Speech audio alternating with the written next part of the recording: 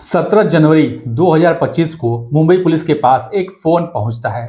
Phone कुछ ऐसा था कि कहा जाता है कि सैफ अली खान पर जिसने हमला किया है, दरअसल उस व्यक्ति को पोकलैंड रोड स्थित गिरगांव में देखा गया है। आपको आकर देखना चाहिए। अब पुलिस को जैसे ही सूचना मिलती है, पुलिस तुरंत सक्रिय हो जाती है और मौके पर पहुंच जाती है। मौके पर जाने के बाद उस व्यक्ति को गिरफ्तार किया जाता है। देखा जाता है कि जिस तरह का उस सीसीटीवी कैमरे में जो व्यक्ति वायरल हो रहा है, वो ठीक वैसा ही होता है। उससे गिरफ्तार करती है। गिरफ्तार करने के बाद उससे पूछताछ किया जाता है। कहा जाता है कि तुम्हारा नाम क्या है, तो अपना नाम बताता है साहिल। साहिल से जब बाकी की पूछताछ किया जाता है तो पता चलता है कि ये वो व्यक्ति नहीं है, दरअसल ये असली आरोपी नहीं है। इसका चेहरा जरूर उससे मैच कर रहा है, लेकिन ये असली आरोपी नहीं है। पुलिस तुरंत बयान देती है, कहती है कि हमने जिस व्यक्ति को पकड़ा है उसका चेहरा उससे थोड़ा बहुत मैच जरूर कर रहा है, लेकिन वो असली आरोपी नहीं है, हम उसे छोड़ रहे हैं। इसका इस घटना से कुछ भी लेना देना नहीं है। अब जैसे इस लड़के को छोड़ा जाता है और कुछ देर बाद यानी कि अगले दिन 18 जनवरी 2025 को पुलिस को एक सूचना मिलती है कि छत्तीसगढ़ के दुर्ग स्टेशन पर एक लड़का होता है जिसको जीआरपी पुलिस गिरफ्तार कर लेती है। दरअसल उस लड़के का जो शक्ल होता है, जो चेहरा होता है, उस सीसीटीवी वाले संदिग्ध व्यक्ति से मैच कर रहा था। सीआरपीएफ के जवान सक्रिय होते हैं। सक्रिय होने के बाद उस व्यक्ति को गिरफ्तार कर लेते हैं और मुंबई पुलिस को इसकी सूचना देते हैं। कहते हैं कि हमने एक ऐसे व्यक्ति को गिरफ्तार किया है जैसे लगता है कि इसने ही सैफ अली खान पर हमला किया है। मुंबई पुलिस जैसे ये बात सुनती है, वह तुरंत मुंबई से छत्तीसगढ़ के लिए रवाना हो जाती है। वहां जाने के बाद उस लड़के को हिरासत में लिया जाता है। हिरासत में लेने के बाद उससे पूछताछ किया जाता है तो पता चलता है कि इसका नाम विकास कनौजिया है, लेकिन इस लड़के का भी इस मामले से कुछ भी लेना देना नहीं है। हाँ, ये जरूर था कि उसका चेहरा थोड़ा बहुत उससे मैच कर रहा था, लेकिन इसका भी उस मामले से कुछ लेना देना नहीं है। ये भी असली आरोपी नहीं होता है। अब पुलिस ऐसे ही लगभग 50 अलग अलग लड़कों को हिरासत में लेकर उनसे पूछताछ करती है, लेकिन उनमें से कोई भी लड़का असली आरोपी नहीं होता है। पुलिस उन्हें छोड़ देती है। तभी पुलिस के पास एक और सूचना मिलती है। बताया जाता है कि 18-19 जनवरी 2025 की रात करीब 2 बजे के आसपास एक ऐसा व्यक्ति देखा गया है जो लेबर कैंप के पास झाड़ी है, उस झाड़ी में छिपा हुआ है। आपको आकर देखना चाहिए। हालांकि पुलिस को जैसी ये सूचना मिलती है, पुलिस फौरन मौके पर पहुंच जाती है, उस व्यक्ति को हिरासत में ले लेती है। हिरासत में लेने के बाद उससे पूछताछ किया जाता है। पूछा जाता है कि तुम्हारा नाम क्या है। वो अपना नाम बताता है, कहता है कि मेरा नाम विजय दास है। हालांकि पुलिस उससे और पूछताछ करती है, कहती है कि तुम्हारे पास कोई आधार कार्ड, पैन कार्ड या कोई ऐसा दस्तावेज दिखाओ जिससे ये प्रूफ हो सके कि तुम्हारा नाम विजय दास है। लेकिन इस तरह का कोई भी दस्तावेज उसके पास नहीं होता है। तो पता चलता है कि उसका असली नाम मोहम्मद शरीफुल इस्लाम शहजाद होता है। अब यहीं से पुलिस को सुराग मिलता है और पुलिस कहती है कि बस अब यही असली आरोपी है, उससे हिरासत में ले लेती है।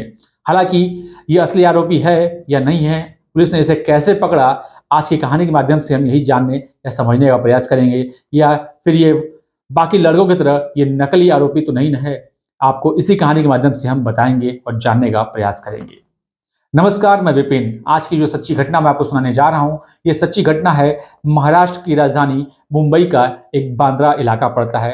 दरअसल उसी इलाके में एक अपार्टमेंट है, सदगुरु शरण अपार्टमेंट। दरअसल बात कर रहा हूँ 12वें माले की। 12वें माले पे सैफ अली खान अपने पूरे फैमिली के साथ वहाँ पे रहते हैं। खुद रहते हैं, उनकी पत्नी रहती है करीना कपूर, उनके बच्चे रहते हैं और जो नौकर है, काम करने वाले मेड है घर में, वो भी वहीं पे रहते हैं। यानी उनका 12वां माला दोनों उनका खुद का होता है।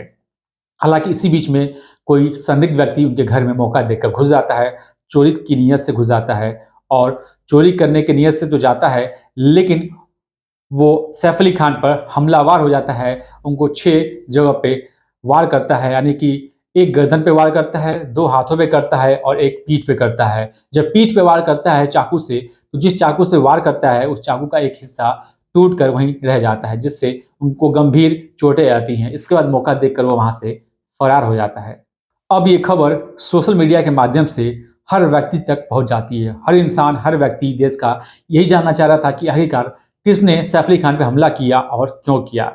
ये खबर सिर्फ देश भर में नहीं बल्कि पूरे दुनिया में फैल जाती है। पुलिस के ऊपर लगातार दबाव बनने लगता है। ऐसे में पुलिस की कुल 35 टीमें बनाई जाती हैं और वो 35 टीमें उस शहर के चप्पे चप्पे पर हर छोटी छोटी चीज़ों पे निगाह रखना और उसका पड़ताल करना शुरू कर देती है। हालांकि जो हाईटेक सिटियां होती हैं, जितनी भी बड़ी सिटियां होती हैं हाईटेक सिटी, उन सभी सिटियों में हाईटेक कैमरे लगे होते हैं जो कि इंसान के चेहरे के साथ ही अगर कोई गाड़ी से घूम रहा है तो उसकी गाड़ी के नंबर प्लेट को भी डिटेक्ट कर लिया जाता है।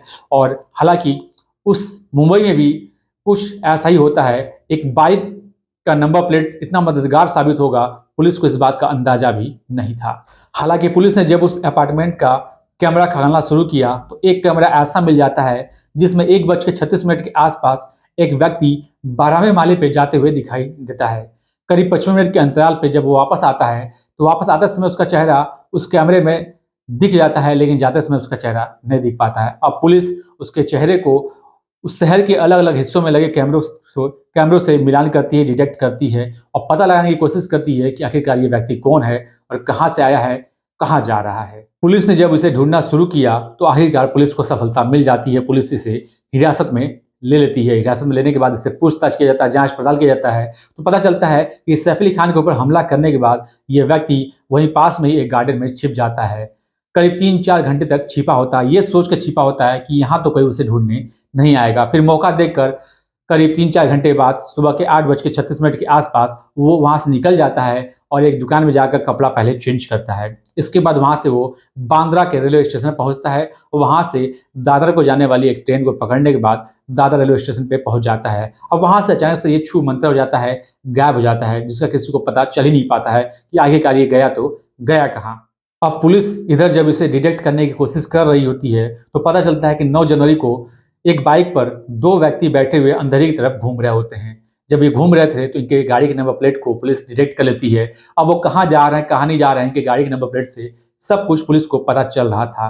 तभी पुलिस ये पता करने की कोशिश करती है कि आखिरकार ये बाइक है किसकी। तो पता चलता है कि थाने के लेबर कैंप का एक व्यक्ति है जिसके नाम पे ये बाइक रजिस्टर्ड है। हालांकि पुलिस फिर चाल चलती है और जाल बिछाती है। जाल बिछाने के बाद थाने के लेबर कैंप में पहुंचती है। वहां पहुंचने के बाद वहां के लोगों को एक फोटो दिखाया जाता है। कहा जाता है कि क्या इस तरह का कोई व्यक्ति यहाँ काम करता है या रहता है।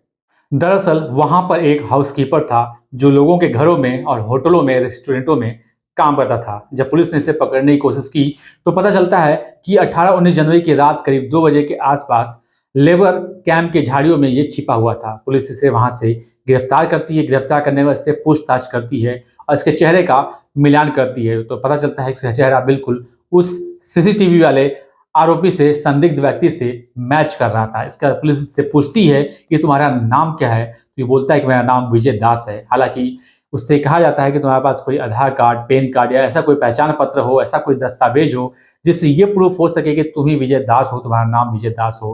हालांकि इस तरह कोई दस्तावेज उसके पास से नहीं मिलता है। उसके पास खड़े जो उसके साथ में काम करने वाले व्यक्ति होते हैं उनसे पूछा जाता है तो वो कहते हैं कि इसका नाम तो विजय दास नहीं है, इसका नाम तो कुछ और ही है। बताते हैं इसका नाम मोहम्मद शरीफुल इस्लाम शहजाद है और ये अभी 6-7 महीने पहले ही मुंबई आया है। ये तो बांग्लादेशी है। हालांकि बांग्लादेशी होने का भी कोई दस्तावेज नहीं मिलता है।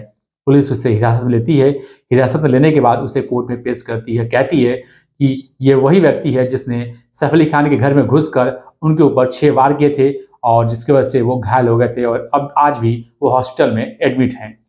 इसके बाद पुलिस उसे 5 दिनों की रिमांड पे दे देती है। कहती है कि इसके खिलाफ और भी जो भी सबूत है इकट्ठा किया जाए, साथ ही ये प्रूफ दिया जाए कि ये वही व्यक्ति है जिसने उनके घर में घुसकर हमला किया था। जैसी ये बात बोली जाती है, उनके जो वकील होते हैं जिनका नाम दिनेश प्रजापति होता है, जो कि आरोपी के वकील होते हैं, वो खड़े हो जाते हैं। कहते हैं कि इसके पास से कोई ऐसी वस्तु बरामद नहीं हुई है जिससे ये प्रूफ हो सके कि ये वही व्यक्ति होता है। पुलिस कहती है कि ये बांग्लादेशी होने का प्रतीत हो रहा है। हालांकि बांग्लादेशी होने का प्रतीत तो हो रहा है, लेकिन इसके पास ऐसा कोई दस्तावेज भी नहीं मिलता है जिससे ये प्रूफ हो सके कि ये बांग्लादेशी है।